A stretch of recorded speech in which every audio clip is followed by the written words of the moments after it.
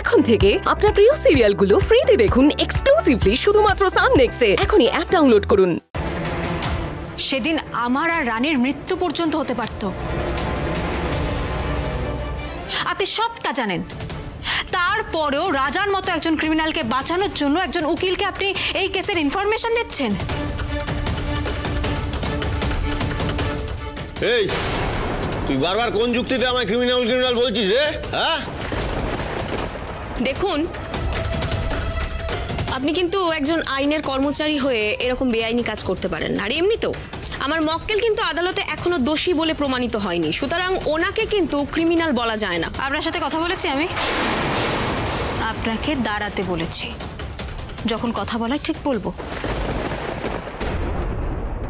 দেখো মঞ্জু, উনি কিন্তু একজন উকিল, তুমি ওনাকে এইভাবে কথা বলতে পারো না। শান্ত হও, কুল মঞ্জু, কুল। আর উনি তোমাকে ভালো বুদ্ধি দেবেন।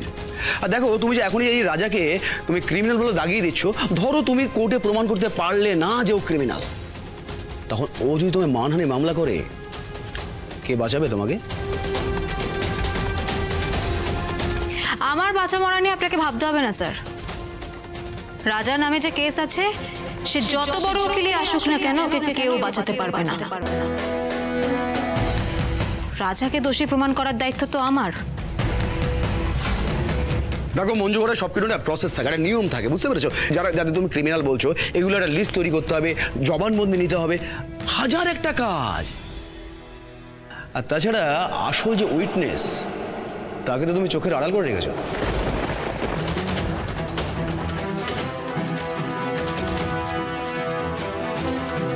তার পেছনে কারণ আছে স্যার, কারণ আমি তাকে বাঁচাতে চাই।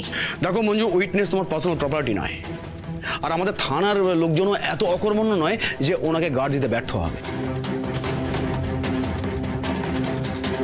আরে মঞ্জু আসলে ওই নিশা নামে উইটনেসটাকে নিয়ে খেলছে, ওকে চাপ দিয়ে জবানবন্দি করতে চাইছে। ব্ল্যাকমেল করলে কি না হয়। দেখো মঞ্জু, সেরকম যদি কিছু আমি টের পাই, তাহলে কিন্তু ওই ব্ল্যাকমেল করা প্রমাণটা আমি কোর্টে কিছুতে অ্যালাউ করবো না। হয়তো কেসটাকে জটিল করো না মঞ্জু। আপনি অ্যালাউ করতে দেবেন না কেন? আমার কি সেই ক্ষমতা নেই নাকি? আমাকে খুব খেলো মনে হচ্ছে। তুমি আমার সাথে চ্যালেঞ্জ নেবে? বেশ, চ্যালেঞ্জ রইল।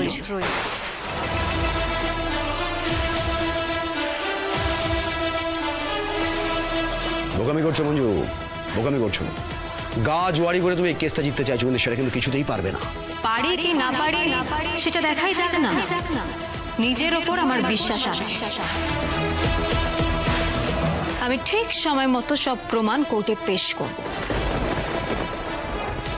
তারপর দেখব ক্রিমিনাল রাজা সৎপতিকে জেলে যাওয়া থেকে কে বাঁচায়।